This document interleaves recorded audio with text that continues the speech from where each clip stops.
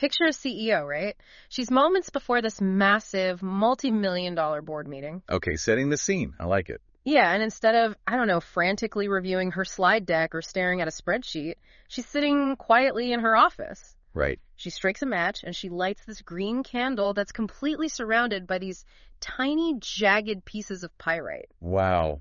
Okay, so to anyone walking by, she looks like she's like casting an ancient spell. Exactly. It looks entirely mystical, but according to the vast stack of source material we are taking a deep dive into today, that is not what's happening. No, not at all. What she is actually doing is performing a highly calculated multisensory hack on her own brain. Which is such a profound shift in perspective. Yeah. Because we are so conditioned to believe that achieving a goal is this purely mechanical, linear process. Right, like write a to-do list, execute the task, get the result. Exactly. But that completely ignores the murky, complicated reality of human psychology and deep-seated intention. Which is exactly why we are here today. So if you are joining us, you are the learner.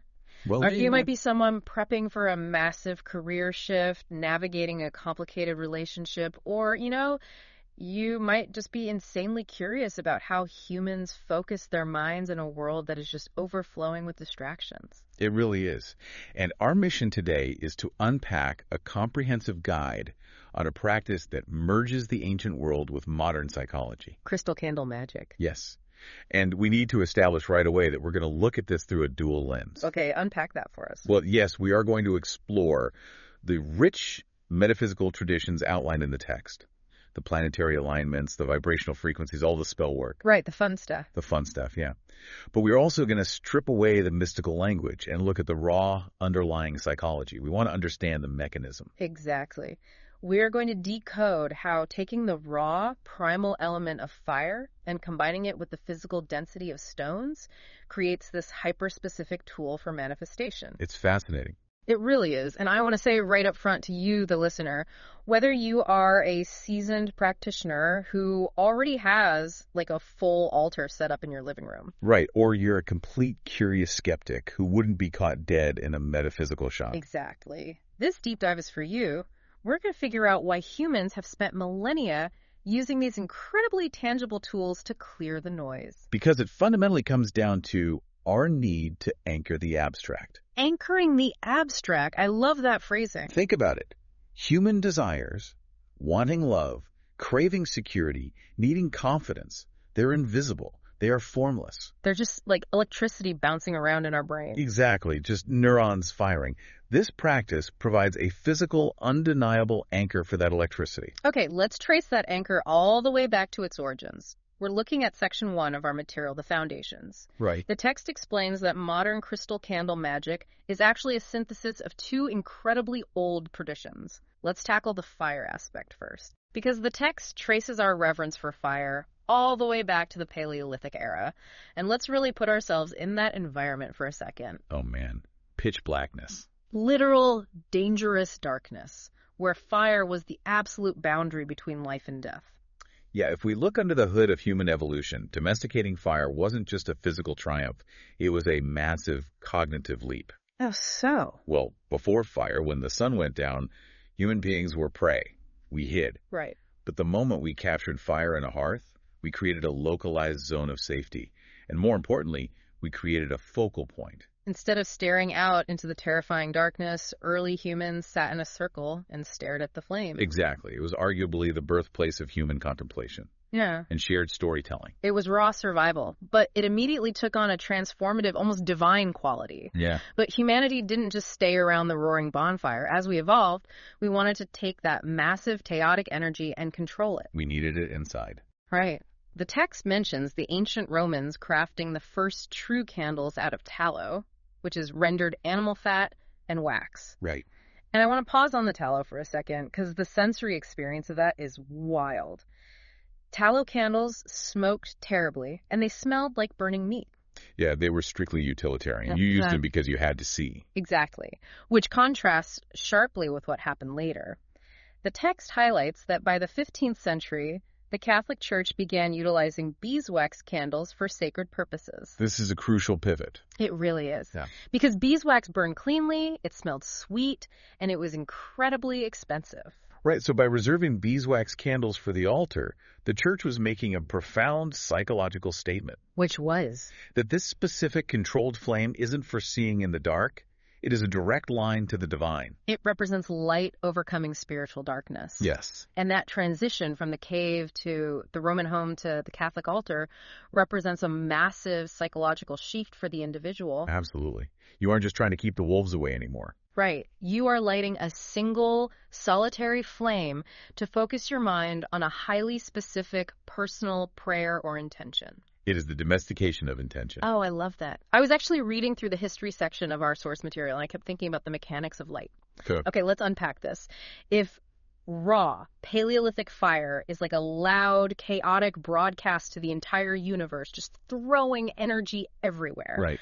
A candle is a laser beam. Oh, yes. You are taking all of that wild, transformative power and forcing it into one tiny, razor-sharp point of focus. That is a brilliant way to conceptualize it. The candle restricts the fire, and in doing so, it amplifies the intention behind it. Right. But a laser beam, on its own, only goes so far. Which brings in the second half of this ancient equation, the stones. The earth element. Exactly. The text notes that ancient Egyptians were utilizing stones for highly specific metaphysical purposes thousands of years ago. Right, like using amethyst to protect against evil spirits. And turquoise to guarantee good fortune.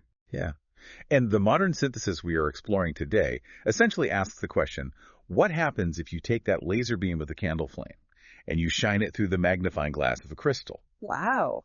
Practitioners realized that by merging the active, consuming energy of fire with the ancient, stable energy of the earth, they could create a highly personalized, incredibly potent ritual space. Okay, but before we just start listing rocks, I need to understand the why. Fair enough. Because if I'm a skeptic listening to this is where you might lose me.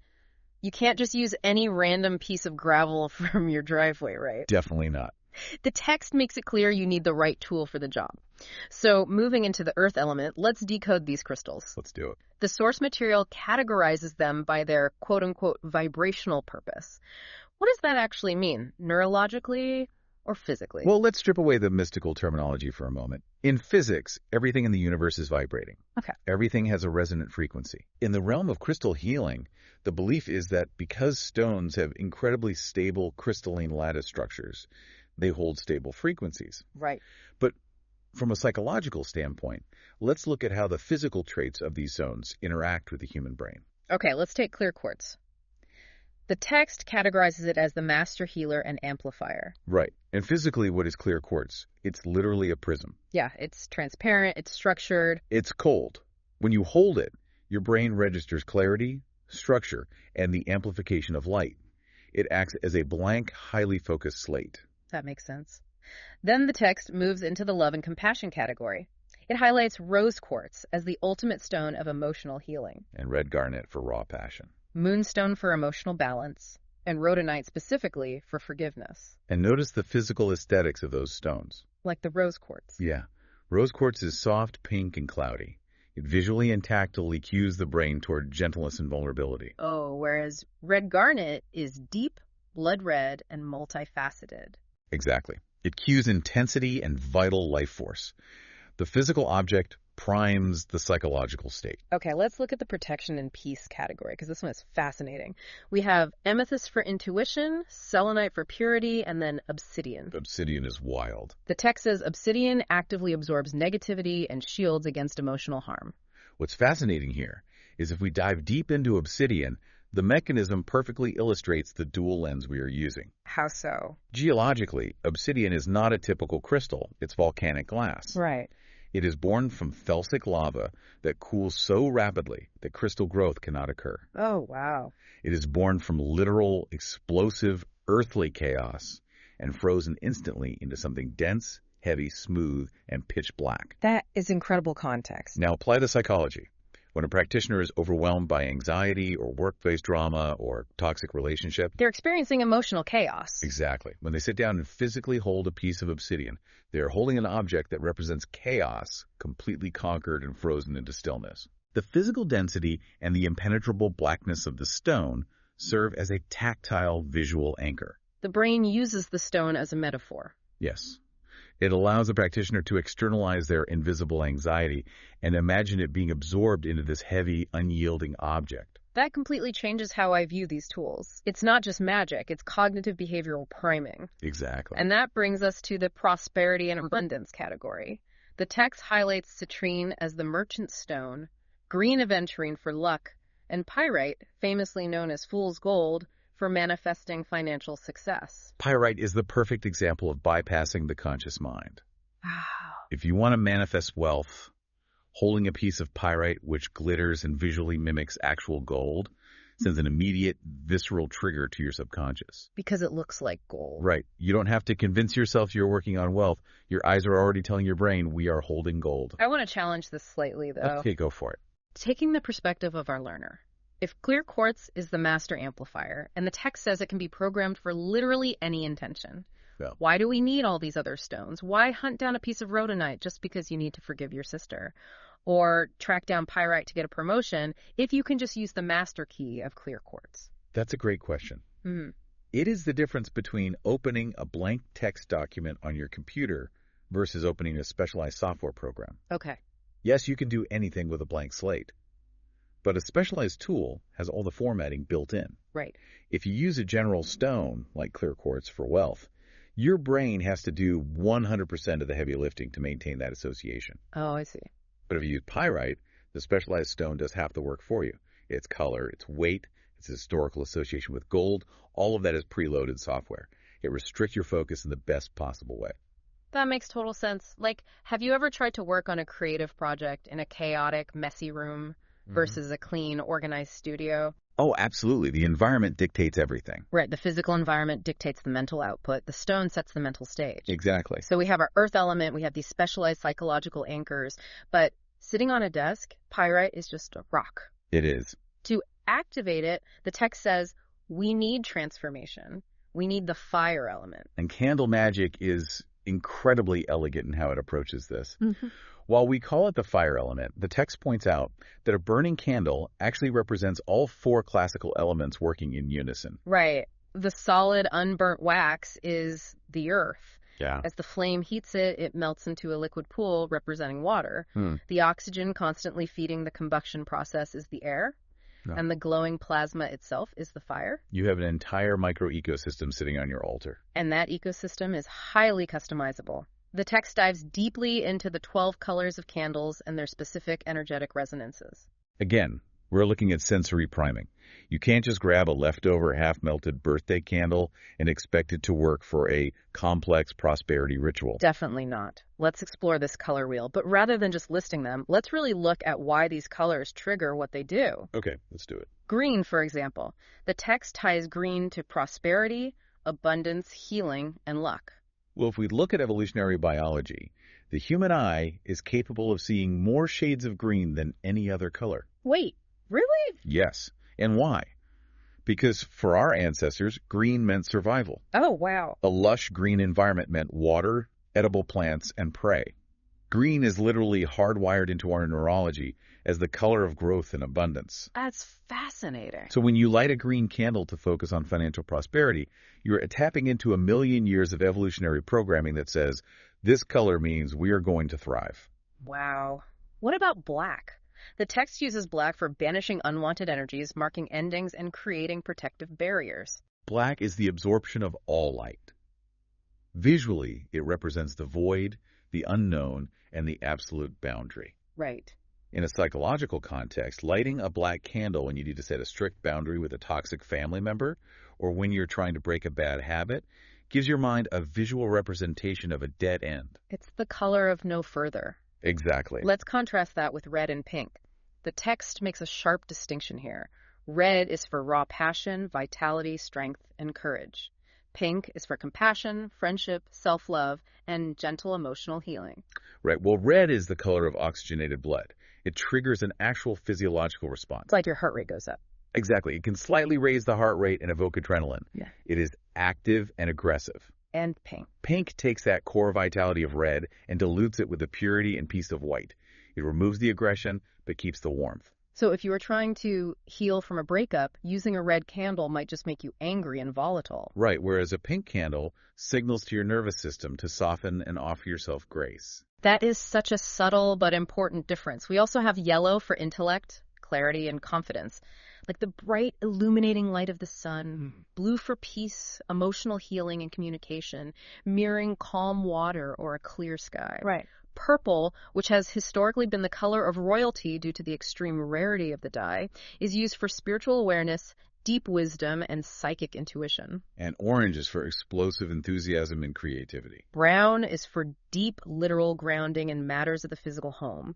Gold is for divine connection and ultimate success. Silver is tied to lunar energy, intuition, and dreams. And finally, white is the universal substitute, representing pure, unfiltered light.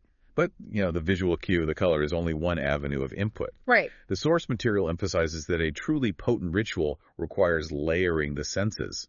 This is where scent and herbs come into play. Integrating the principles of aromatherapy. Exactly. And we know, scientifically, that the olfactory system is incredibly powerful. It is the most primal of our senses. When you smell something, the scent molecules travel up your nasal cavity and hit the olfactory bulb. Which is connected directly to the brain. Yes, direct, immediate neural connections to the amygdala, the emotion center of the brain, and the hippocampus, which handles memory. So it bypasses logic entirely. Completely. Scent entirely bypasses the logical reasoning part of your brain. Yeah. It is an immediate override. So when the text suggests using lavender to promote relaxation, or the citrus like orange to inject energy into a ritual, or rosemary for protection, it's not just about making the room smell nice. No. You are physically altering the chemical state of your brain. Precisely.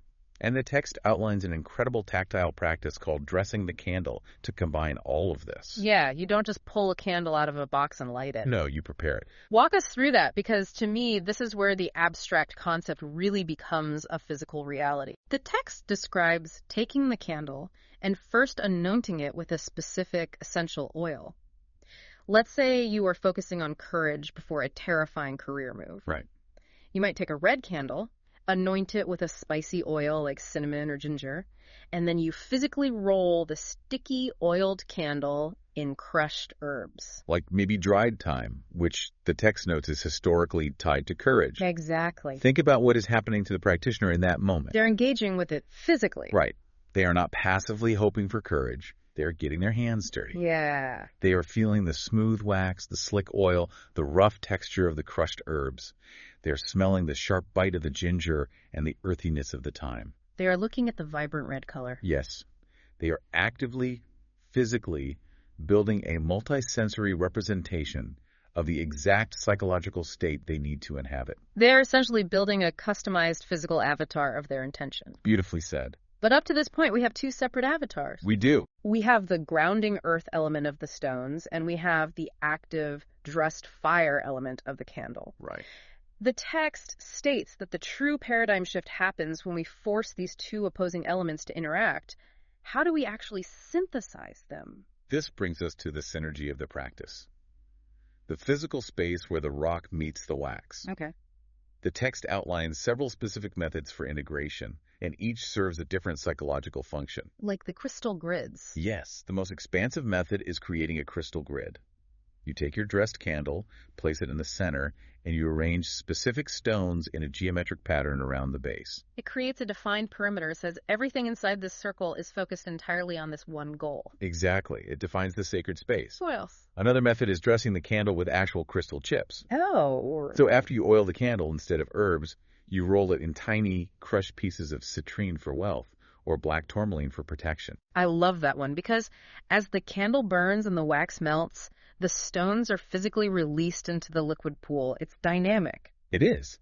Or, if you are crafting your own candles from scratch, the text suggests embedding larger, heat-safe crystals directly into the wax as it cools. That's intense. But perhaps the most profound method discussed is simply placing a charged crystal immediately next to the flame. Or holding it in your hands while you meditate on the fire. Yes. Let's explore that meditation.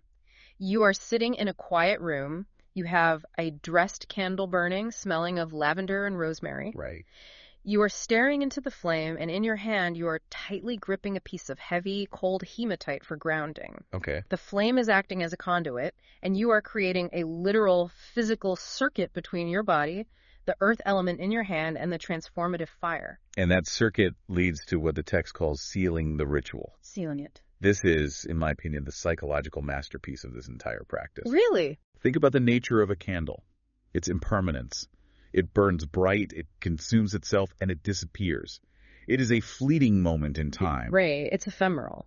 But the nature of a crystal is permanence. It has existed for millions of years and will exist long after you are gone. Oh, wow. I see where this is going. When you place the permanent stone next to the impermanent flame, you are transferring the intense focus and energy of that fleeting hour into an object that lasts forever. That is so cool. After the candle burns out and the ritual is over, the text instructs you to take that charged crystal, put it in a small pouch, and carry it with you. You are creating a talisman. Yes, you are taking the abstract peak state of focus you achieved during the ritual and putting it in your pocket. Think about how powerful that is for the listener right now. It's incredible. Let's say you do a deep, intense ritual for self-love using a pink candle and a piece of rose quartz. Okay. The next day, you are at work, your boss yells at you, you feel terrible about yourself, and you reach into your pocket. Your fingers brush against that smooth, cool piece of rose quartz. Instantly, the tactile sensation routes directly to the memory of the ritual. It triggers the scent of the oils, the sight of the flame, and the feeling of self-compassion you cultivated. It is a continuous, unbroken psychological feedback loop. You tethered your mundane reality to your ritual reality. It is the ultimate environmental cue. This is where we transition from the theory into the actual blueprints. Let's get into the recipes. Right. We understand the tools, we understand the psychology, and we understand the synergy. Now we look at applied magic. The source material provides highly specific recipes, so to speak, rituals designed for particular outcomes. And crucially, it introduces the concept of timing, which adds an entirely new layer of structure. Timing is everything here. Let's walk through some of these specific rituals first. Okay, the text details a beautiful love ritual known as the honey jar spell. I've heard of this. Yeah, and I want to emphasize that love here doesn't just mean romantic love. Right. It can be used to sweeten a friendship, smooth over a difficult family dynamic, or invite new romance. And the mechanics are deeply tactile, right? Very. You take a small jar of actual honey. You write your specific intention on a piece of paper, place it inside the sticky honey, and add a piece of rose quartz or green aventurine. You physically seal the jar. Then, you place a pink candle on top of the lid and light it. The imagery of that is staggering. You are literally submerging your goal in sweetness. Yes. And as the pink candle burns, the wax drips down, sealing the jar further and visually blanketing your intention in the color of compassion. It is an incredibly immersive metaphor. If you want a relationship to be sweeter, you make the physical representation of that relationship undeniably sweet. Contrast that with the prosperity ritual detailed in the text, the 3-candle money spell. This one is much more active and structured. Very. You use 2 green candles for wealth and 1 yellow candle for confidence and success. Right. And you anoint them with oils like patchouli or bayberry. You arrange them in a strict triangle on your altar and place pyrite and green aventurine right in the center. The order operations matters here too. Oh, yeah. The text says you light the yellow candle first to invoke the intellect and confidence needed to succeed, and then you light the green candles to actually draw the wealth. Right. You meditate on the 3 flames, creating a unified field of energy over the gold-like pyrite. It's a very architectural ritual. It really is. Now, for health and healing, the text offers a simpler, deeply focused practice. Okay, what is it? You take a green candle, representing cellular renewal and vitality, anoint it with eucalyptus oil. Which physically clears the sinuses and promotes a feeling of clean breath. Exactly. And you use green aventurine. As it burns, the visualization is key. You imagine a vibrant green light radiating from the flame and physically entering your body, clearing out illness. And finally, we have the protection ritual. We talked about boundaries earlier. Yes, the black candle. Right. For this, you use a black candle and black tourmaline. But the text adds a preliminary step. Smudging. Ah, yes. You clear the physical space first using sage or palo santo. You are creating a clean slate. Right. You clear out the energetic junk in the room, then you light the black candle. And you visualize the flame acting like an incinerator, burning away any malice or anxiety directed at you. While the black tourmaline acts like a gravity well, sucking up any residual negativity. It's a powerful 1-2 punch. But having the recipe is only half the execution. Right, the timing. The text introduces a massively important variable here: timing. You do not just perform a honey jar spell on a random Tuesday morning while you're waiting for your coffee to brew. No, you don't. The text maps out profound, intricate connections between the phases of the moon and the days of the week. Let's decode the moon phases first, because this dictates the entire flow of energetic momentum. Think of the moon as the tides of your intention. Okay. The new moon, when the sky is dark, is the absolute 0 point. It is for new beginnings. Right. If you are launching a new business or trying to find a completely new partner, you plant the seed in the dark. Then you have the waxing moon. This is the period of roughly 2 weeks where the moon is growing larger and brighter in the sky. The energetic momentum is expanding. Right. This is when you perform rituals for attraction, growth, and increase. So you want your bank account to grow. You do the 3-candle money spell during the waxing moon, so your intention rides the momentum of the expanding lunar light. The full moon is the peak. It is maximum illumination and power. This is for charging your crystals, expressing profound gratitude, and bringing long-term projects to their absolute climax. But then, the momentum shifts. Right, the waning moon. The light begins to shrink. The energetic tide is pulling away. This is crucial. The waning moon is for release. It is for letting go. You do not do a prosperity spell to gain money during a waning moon. No. Instead, you do a spell to release your debt. Yes, you do your black candle protection rituals to banish toxic influences, break bad habits, or mourn an ending. And then the text layers the astrological days of the week on top of the lunar phases, creating a highly specific matrix for timing. It gets really granular here. It does. Each day is ruled by a celestial body. Monday is the moon, focusing on intuition and emotions. Tuesday is ruled by Mars, the god of war. So it's an aggressive day, perfect for removing extreme hostility or fighting through a massive blockage. Right. Wednesday is Mercury, governing communication, travel, and intellect. Thursday is ruled by Jupiter, and in mythology, Jupiter is the great benefactor, the planet of expansion, luck, and overwhelming good fortune. So Thursday is the ultimate day for your financial and abundance rituals. Friday is ruled by Venus, the goddess of love, beauty, and harmony. This is the only day you should be doing your honey jar spells or self-love rituals. Exactly. Saturday is Saturn. Saturn is the taskmaster. It governs strict boundaries, discipline, and restrictions. So Saturday is the most powerful day for banishing rituals. And Sunday is the sun. Vitality, public success, and sheer life force. Okay, let's bring this back to our dual lens. Okay, let's do it.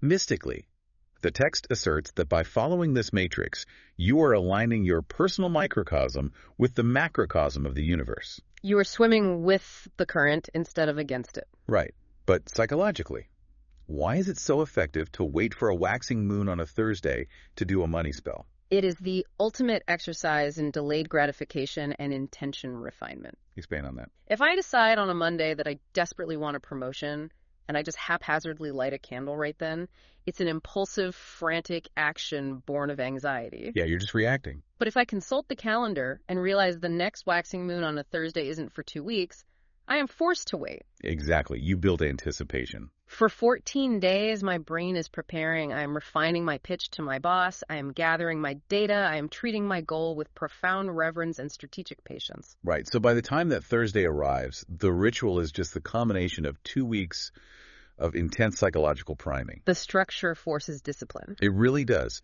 The text also mentions avoiding certain astrological events, like Venus retrograde. Oh, yeah. What's the deal with that? Well, if Venus, the planet of love, appears to be moving backward in the sky, the text advises against starting new love spells. Mystically, the energy is reversed. And psychologically. Psychologically, retrogrades are culturally understood as times of reflection. Right.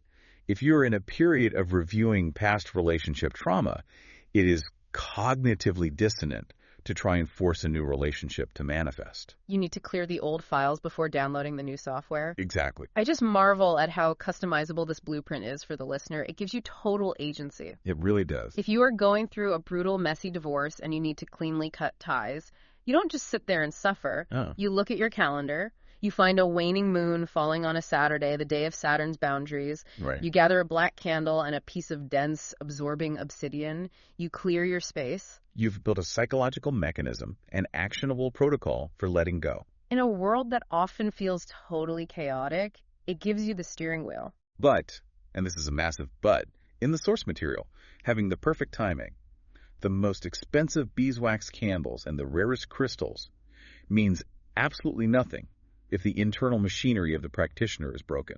Right. You can have the most beautiful altar in the world, perfectly aligned with Jupiter on a Thursday, but if your mind is a chaotic, doubtful mess, nothing is going to happen. Right. The physical tools are useless without the internal engine. This brings us to the internal work. We have to talk about the chakras, the mechanics of meditation, and the real science of visualization. The text begins this section by expanding on the concept of chakras, the energy centers of the body. Mm-hmm. Most people are familiar with the traditional 7, running from the root at the base of the spine up to the crown at the top of the head. Right, but the text explicitly includes 2 additional anchors. Tell me about those. Below the root chakra, roughly a foot below your feet, is the Earth Star chakra. A foot below your feet. Yes, it is associated with the color brown or burgundy and stones like dravite. Its purpose is to tether you violently and deeply to Mother Earth. And above the crown chakra, floating above the head, is the soul star chakra, associated with pure white, stones like dambarite, and a direct connection to the infinite divine. Right. Why wasn't 7 enough? Why does this modern synthesis require these extra points? I think it speaks directly to the modern human condition. Yeah. We are experiencing unprecedented levels of dissociation. Oh, wow. We spend our days staring at glowing rectangles, completely disconnected from our physical bodies and the ground we walk on. That's so true. We are so trapped in our heads that a standard root chakra isn't enough to ground us anymore. We need an anchor buried deep in the dirt, the Earth Star, just to stop from floating away into the digital ether. Conversely, we are so bombarded by micro-information notifications and trivial data that we need the soul star chakra to filter it all out and reconnect us to the massive, overarching picture of our lives. That makes profound sense. It is an energetic response to modern anxiety. Exactly. The text outlines a chakra crystal candle ritual where you use specific colored candles and stones to walk up this column of energy, clearing blockages. You start at the red root to feel safe, move to the orange sacral for creativity, the yellow solar plexus for confidence, the green heart for love, the blue throat for honest communication, the indigo third eye for intuition, and the violet crown for connection. You literally visualize these colored wheels spinning and clearing out the sludge. But to hold that complex visualization, the mind must be perfectly still. This is where the text introduces the practice of tritaka, or candle gazing. I love this because this is where ancient mysticism and neuroscience shake hands perfectly. Yes, walk us through it. Tritaka involves sitting in a darkened room and staring softly, without blinking as much as possible, at the single flame of a candle. Okay. You let the light entirely fill your visual field, and you imagine the fire literally burning away your extraneous thoughts. Let's explain the neuroscience of why this is so effective. Please do. When we are going about our day, answering emails, stressing about traffic, multitasking, our brains are operating in a beta wave state. Right. Beta waves are rapid, high frequency, and deeply associated with the sympathetic nervous system, our fight or flight response. We are stressed and reactive. And when you sit in a dark room and fixate your vision on a single, gently flickering point of light, you are hacking your autonomic nervous system. How does that work? The sustained visual focus signals to the brain that there are no predators, there are no immediate threats. Right. Your brain waves slow down, shifting from the frantic beta state into the alpha state. Wow. Alpha waves are associated with deep relaxation, heightened receptivity, and flow states. You are actively moving your body from fight or flight into rest and digest, utilizing the vagus nerve. So once you have used Tritaka to achieve that alpha state, the brain is primed for the actual work of magic. Visualization. But the source material makes a crucial, fascinating distinction here that totally upends how most people think about manifesting. Oh, this part blew my mind. It distinguishes between outcome visualization and first-person perspective visualization. This is vital. Let's talk about outcome visualization first. This is what most people do when they daydream. Right. They imagine themselves holding the giant check, or standing in the corner office, or kissing the perfect partner. They are watching a movie of themselves succeeding from a third-person perspective. The text warns that this is often ineffective. Why is that? Because when you just visualize the end result, your brain gets a hit of dopamine. It feels good. Oh. And sometimes it tricks your brain into thinking you've already achieved the goal, which actually kills your motivation to do the hard work. Precisely. First-person perspective visualization, however, requires you to visualize the goal from inside your own body. Looking out through your own eyes. Yes. And more importantly, you are visualizing the process, not just the outcome. Let's use a sports psychology parallel because athletes use this exact technique. Right. A professional skier doesn't just sit in the locker room visualizing themselves wearing the gold medal. No, they don't. They close their eyes and mentally rehearse the feeling of their boots clicking into the bindings. They visualize the precise angle of their knees on the third turn. They feel the wind. They rehearse the friction. The text points out that research shows first-person mental rehearsal actually activates the same motor cortex pathways in the brain as physically performing the action. That is incredible. It enhances self-efficacy and action planning. You aren't just wishing, you are building neural pathways. So when you are staring at your green candle, holding your pyrite, you aren't visualizing a pile of money. No. You are in the first person, mentally rehearsing the specific, confident conversation you are going to have with your boss to demand a raise. You are rehearsing the feeling of your throat opening, your voice projecting, your posture straightening. You are combining intense sensory input, the smell of the herbs, the heat of the fire, the weight of the stone, with rigorous neural rehearsal. The text boils this entire internal mechanism down to the relationship between intent and energy. It states, intent is the compass. Energy naturally flows where intention goes. We need a solid metaphor for this. If we use a camera analogy, your energy is the raw light flooding through the lens.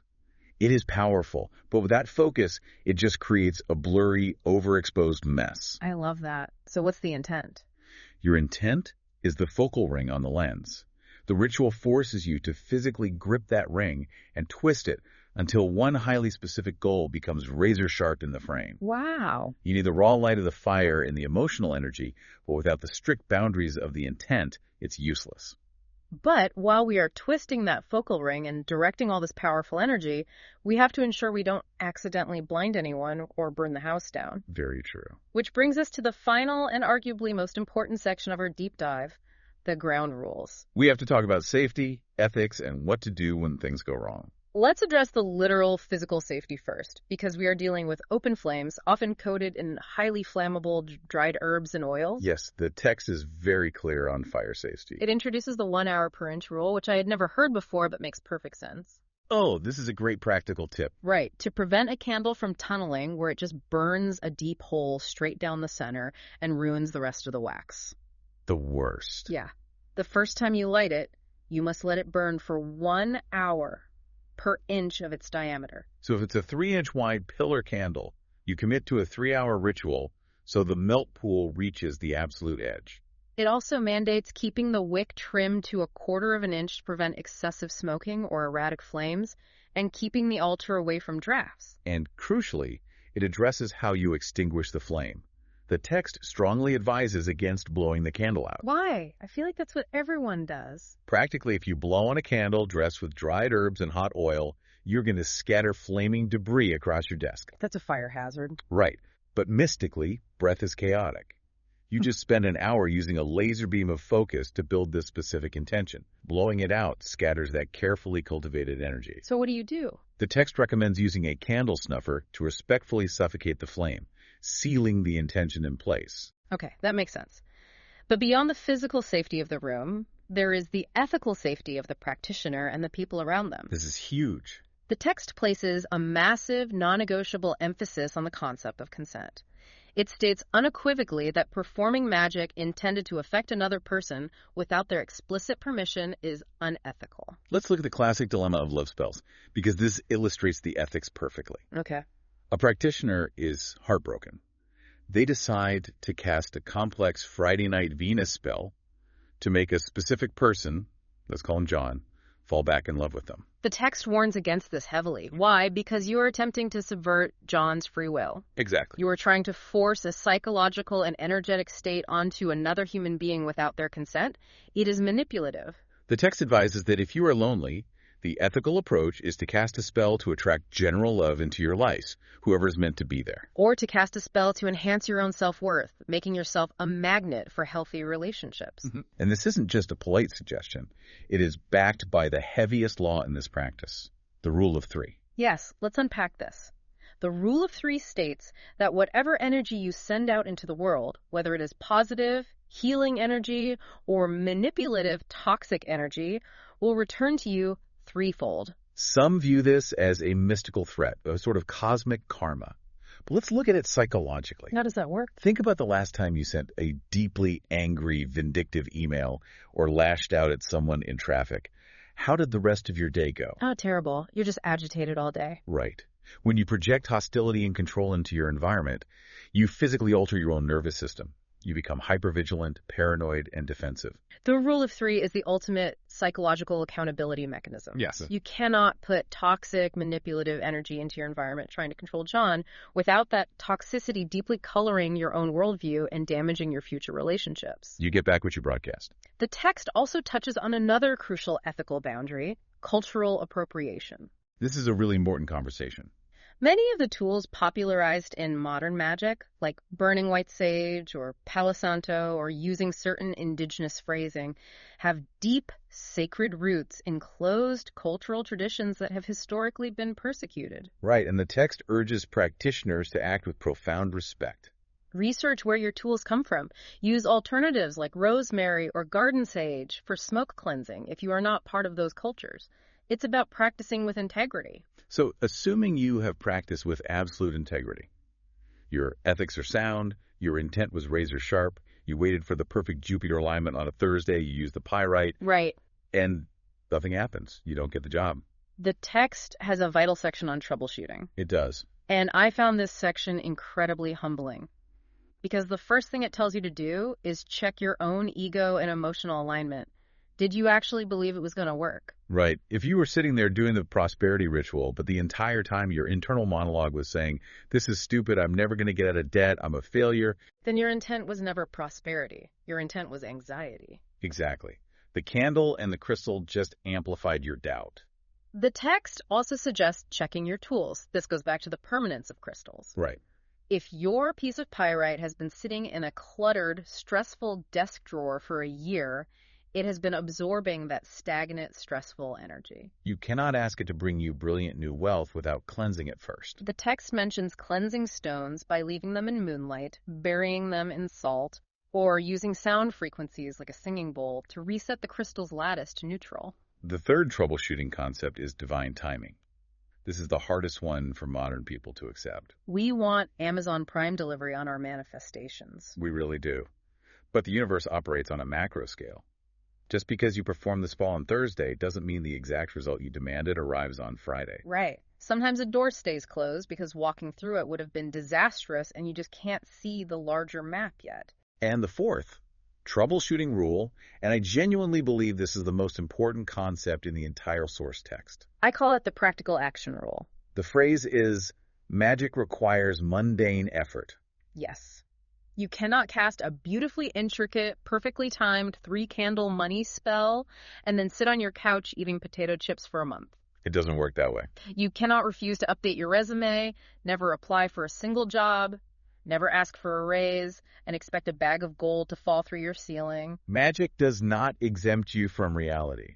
The ritual creates the energetic foundation.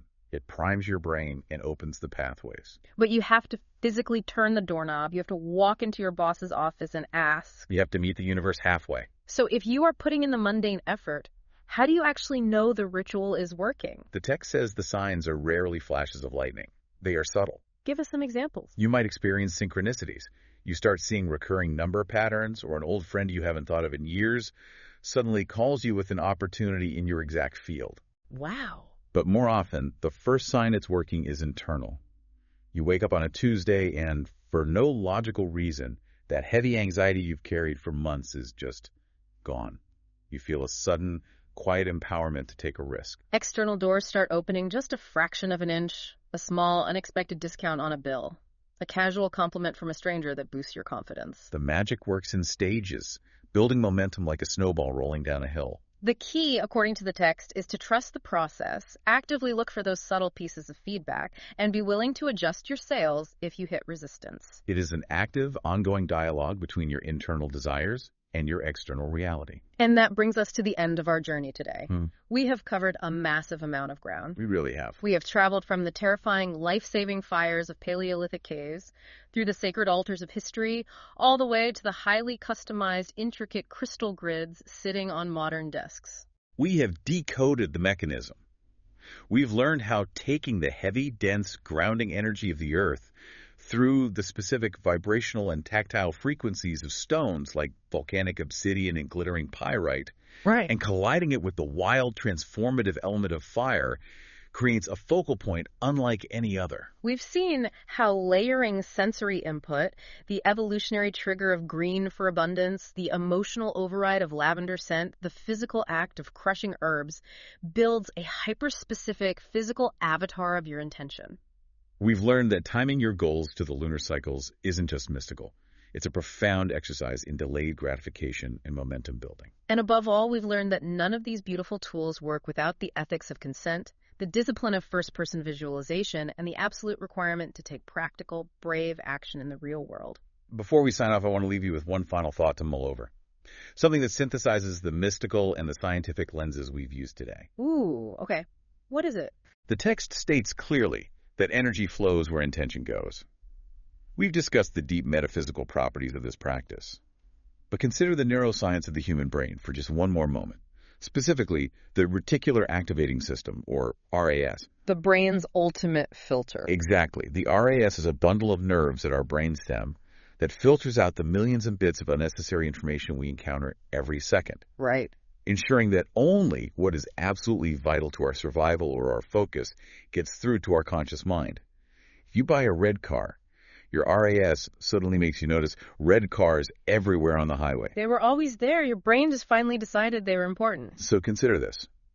By dedicating a full hour to anointing a green candle, carefully placing a piece of citrine, engaging your sight, your sense of smell, and your physical touch to focus relentlessly on the concept of financial abundance. Yeah. Are you casting a spell on the external universe? Or are you simply and brilliantly hacking your own reticular activating system? Oh, Are you programming your subconscious mind to finally consciously notice the financial opportunities that were already hiding in plain sight all around you? that is the ultimate question. Are we doing magic on the universe, or are we doing magic on our own neurology? And honestly, does it even matter which one it is if the result is that you finally achieve the life you want? Exactly. To you, our listener, thank you so much for joining us on this incredible deep dive into crystal candle magic. Keep that image of the laser beam and the magnifying glass in your head. It's a powerful tool. The path to achieving your goals in this chaotic world might feel murky and overwhelming, but now you have an incredibly potent, ancient, and psychologically sound new toolkit to help focus your mind. Stay curious, trust your intuition, do the mundane work, and perhaps light a candle of your own tonight. We'll see you next time.